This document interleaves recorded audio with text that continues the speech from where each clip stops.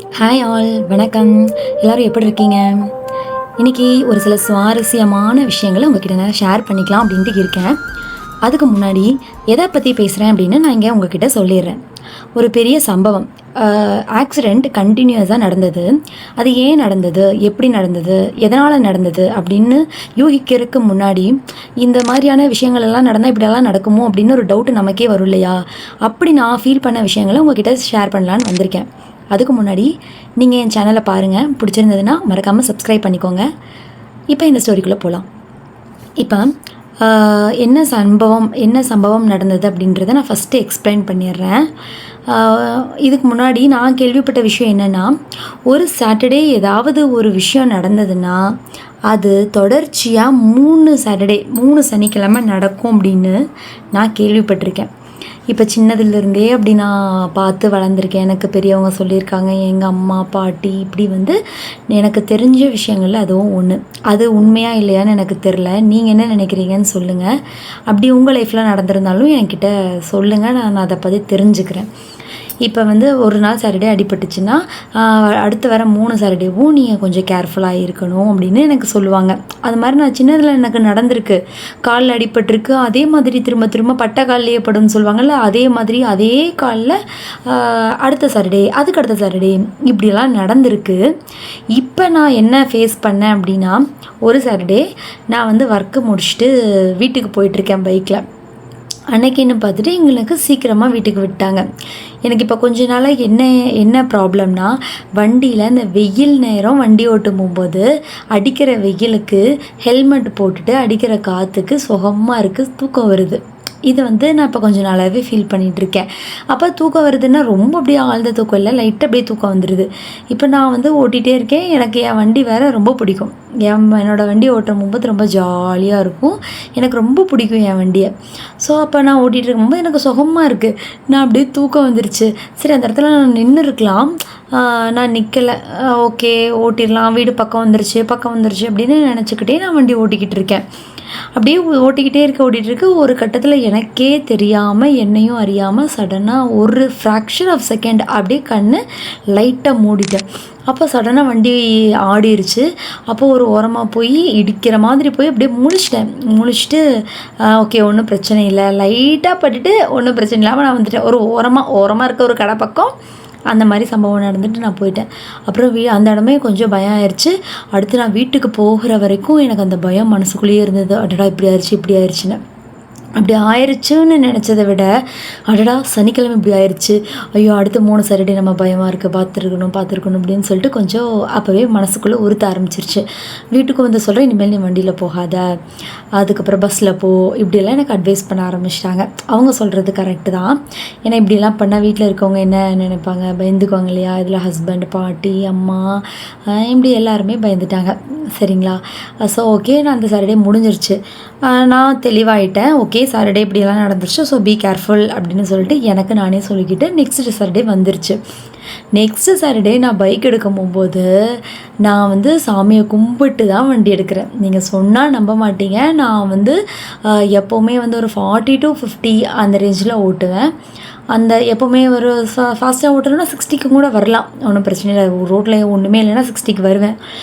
Evening வீட்டுக்கு போகிற டைமெல்லாம் எப்போவுமே 40 தாண்டாத வண்டி. மார்னிங்னால் கொஞ்சம் ஃபாஸ்ட்டாக தான் வரும்.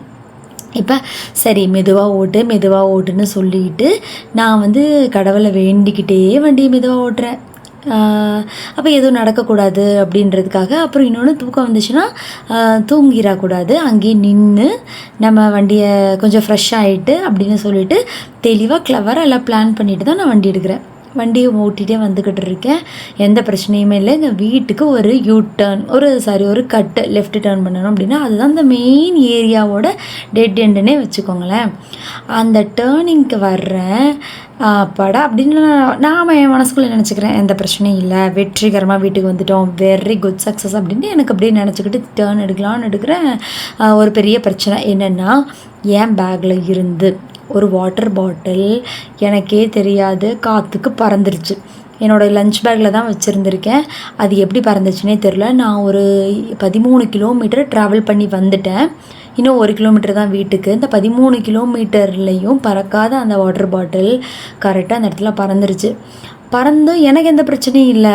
ஆனால் எனக்கு பின்னாடி வந்தவங்க ஒருத்தவங்க அந்த வாட்டர் பாட்டில் மேலே வண்டி ஏற்றி விழுந்துட்டாங்க. விழுந்தால் அவங்க எல்லாத்துக்கும் அடிபட்டிருக்கு. கடவுள் புண்ணியத்தில் பெரிய பிரச்சனையெல்லாம் எதுவுமே இல்லை, லேசான அடியோட முடிஞ்சிருச்சு. இருந்தாலும் அந்த இன்சிடெண்ட் வந்து என்னை பயங்கரமாக தாக்கிருச்சு.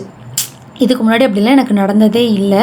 அந்த மாதிரி நான் எந்த ஒரு திங்ஸும் நான் மிஸ் பண்ணி கீழே போட்டதே இல்லை. இதுக்கு முன்னாடி இப்போ அந்த சாட்டர்டே நடக்குதா, வெள்ளிக்கிழமை நான் அதே மாதிரி வண்டியில் வரும்போது எனக்கு முன்னாடி வர்றவங்க ஒருத்தவங்க பெரிய லஞ்ச் பேக்கையே கீழே போட்டாங்க. ஆனால் நான் என்ன பண்ணேன்னா நின்று அவங்க லஞ்ச் பேக்கை எடுத்துகிட்டு கொண்டு போய் அவங்கக்கிட்ட கொடுத்தேன். அவங்க ஒரு ஓரமாக நின்றுட்டு இருந்தாங்க. சரி ஓகே, அவங்களுக்கே தெரியாமல் கீழே விழுந்திருக்குன்னு சொல்லிட்டு நான் எடுத்துகிட்டு போய் கொடுக்குறேன். இந்த மாதிரி நல்ல விஷயங்கள்லாம் நான் பண்ணியிருக்கேன். ஆனால் என் பாட்டிலை அவங்க பின்னாடி வந்தவங்க பார்க்கலையா, இல்லை எனக்கு வந்து எப்படி தெரியும்னா, என் வண்டி நான் விழுந்ததே எனக்கு தெரியாதே. நான் வாட்டுக்கு போயிட்டே இருக்கேன். என்ன ஒரு வண்டி க்ராஸ் பண்ணிவிட்டு அவங்க சொல்லிட்டு போகிறாரு ஒருத்தர், ஏம்மா உன் பாட்டில் கீழே விழுந்துருச்சுமான்னு. திரும்பி பார்க்குறேன், சடனாக ஒரு ஃபேமிலி விழுகுது டக்குன்னு. அப்போ வந்து அப்போவுமே எனக்கு தெரியாது அவங்க வந்து என்னால் தான் விழுந்தாங்க அப்படின்னு. நான் வந்து விழுந்துட்டாங்க அப்படின்னு நினச்சிட்டு தான் சரி என்ன ஏதுன்னு போய் பார்க்கலான்ட்டு போகிறேன். இதனால தான் விழுந்தாங்கன்னு அதுக்கப்புறம் தான் எனக்கு சொல்கிறாங்க. எனக்கு பயங்கர ஷாக். அப்போவே நான் கூப்பிட்டு போய் ஃபஸ்ட் எய்ட் எல்லாமே பண்ணிவிட்டேன். அங்கேயும் டாக்டர் சொல்லிட்டாங்க ஒன்றும் பெரிய பிரச்சனையெல்லாம் இல்லை, எல்லாம் லேசான அடிதான்னு. கடவுள் மேலே ஒரு பெரிய பாரத்தை போட்டுட்டு, கடவுளே இந்த மாதிரி தப்பெல்லாம் இனிமேல் நடக்காமல் என்னை காப்பாற்று அப்படின்னு சொல்லி வேண்டிட்டு அங்கேருந்து நான் வெளியே வந்துட்டேன். இப்போ இதுக்கு முன்னாடி அப்படி நடந்துச்சு. ஆனால் இது வந்து எனக்கு என் தலையில் எழுதியிருக்கு, இந்த மாதிரி நடக்கணும் அப்படின்னு எழுதியிருக்கு. என்னால் அவங்க கஷ்டப்படணும்னு. நான் ஆக்சுவலாக எனக்கு தான் ஏதாவது பிரச்சனை வந்துடுமோ அப்படின்னு நினச்சி பயந்தேன். ஆனால் இப்படி ஒரு சம்பவம் நடந்தது வந்து அன்றைக்கி ஃபுல்லாகவே நான் ஃபஸ்ட்டு சாட்டர்டேயில் வந்து நான் தூங்கி விழுந்தப்பவும் கூட அந்த ஒரு 1/2 hour இல்லை 1 hour வரைக்கும் தான் அந்த ஃபீல் எனக்கு இருந்ததே தவிர, பட் இந்த செகண்ட் சாட்டர்டேயில் நடந்த இன்சிடெண்ட் அடங்கப்பா சாமி, என்னால் அதுலேருந்து வெளியவே வர முடியல 2-3 நாளாக. அவ்வளோ ஒரு தாக்கத்தை எனக்கு ஏற்படுத்திருச்சு. அதுக்கப்புறம் அடுத்த சாட்டர்டேலேருந்து நான் என்ன பண்ணியிருப்பேன்னு நினைக்கிறீங்க? என்ன பண்ணினேன் அப்படின்றத நான் இந்த வீடியோவோட கடைசியில் சொல்கிறேன். தயவு செஞ்சு கேட்டு பாருங்கள் என்ன நடந்ததுன்னு. அடுத்த 3rd சாட்டர்டே சரிங்களா? இதுக்கிடையில் ஒரு மெயின் கேரக்டர் நான் வந்து சொல்லியே ஆகணும். எனக்கு இந்த மூட நம்பிக்கைகளில் கொஞ்சம் நம்பிக்கை அதிகம். பள்ளி விழும் பலன் அப்படின்றது நான் வந்து நம்பினேன். எப்படின்னா, எங்கள் வீட்டில் கேட்டை திறக்கும் போது அந்த பள்ளி எங்கேருந்து வந்துச்சுன்னு தெரியல, டக்குன்னு குதிச்சு என் கையில் வந்து விழுந்துருச்சு. சரின்னு சொல்லிட்டு கேலண்டர் எடுத்து பார்க்குறேன். கேலண்டரில் கை மணி கட்டுன்றது அங்கே காட்டவே இல்லை. ஆடடா என்னடா இவங்க ஒன்றுமே போடலன்னு சொல்லி நெட்டில் எல்லா வெப்சைட்டுக்குள்ளே போகிறேன், தேடுறேன், பிடிக்கிறேன், கண்டுபிடிச்சேன். அப்போ வந்து துக்கம் கலக்கம் அப்படின்னு போட்டிருந்தது. இதெல்லாம் எப்போன்னா இந்த 2 சனிக்கிழமை நடக்கிறதுக்கு 1 வாரத்துக்கு முன்னாடி. இதை பார்த்துட்டு மனசுக்கே சரியில்லை, என்ன பிரச்சனை வரப்போதோ அப்படின்னு சொல்லி மனசுக்குள்ளே உறுத்திட்டே இருந்தது. அந்த ஒரு நாள் மட்டும்தான், அந்த பள்ளி விழுந்த அன்னைக்கு அந்த நைட்டு மட்டும்தான் அதை நினச்சிக்கிட்டே இருந்தேன். அப்புறம் நான் விட்டுட்டேன். அதுக்கப்புறம் இந்த 2 வாரம் கழித்து 3வது வாரம் தான் நான் யோசிக்கிறேன், இப்போ இந்த பள்ளி விழுந்ததுக்கு இதுக்கும் மேட்ச் ஆயிடுச்சா, அதனால தான் இதெல்லாம் நடந்திருக்குன்னு நானே லிங்க் பண்ணிட்டேன். முடிஞ்சிருச்சு. அதுக்கப்புறம் ஃபஸ்ட்டு சாட்டர்டே, செகண்ட் சாட்டர்டே, இப்போ 3rd சாட்டர்டேவோட கதையை சொல்லட்டுமா? 3rd சாட்டர்டே இனிமேல் ஏதாவது பிரச்சனை வந்துச்சுன்னா அதை தாங்கிக்கிறதுக்கான சக்தி என்கிட்ட இருக்கோ இல்லையோ, எங்கள் வீட்டில் இருக்க உறுப்பினர்கள், குடும்ப உறுப்பினர்களுக்கு அந்த சக்தி இல்லை. அதனால் அவங்க ஸ்ட்ராங்காக என்ன சொல்லிட்டாங்கன்னா, தயவு செஞ்சு நீ வண்டி எடுத்துகிட்டு போகாத, பஸ்ஸிலேயே போகணுன்னு சொல்லி அந்த சாட்டர்டேலேருந்து இப்போ வரைக்கும் அனைத்து சனிக்கிழமையும் நான் எப்படி போயிட்டுருக்கேன்னா, வேலைக்கு டெய்லியும் பஸ்ஸில் தான் போயிட்டு வந்துக்கிட்டு இருக்கேன். அது எனக்கு கொஞ்சம் நிம்மதியாக தான் இருக்குது. எங்கள் வண்டியில் போய் ஏதாவது பிரச்சனையை சம்பாரிச்சிட்டு வர்றதுக்கு பேசாமல் நம்ம பஸ்ஸில் போயிட்டு வந்துடலாம். செலவும் கம்மி, நிம்மதியாக ஏறி உட்காந்தோமா, தூங்கினோமா, போனோமா, வந்தோமான்னு இருந்துடலாம். கொஞ்சம் அலைச்சல் நமக்கு கம்மி தான்.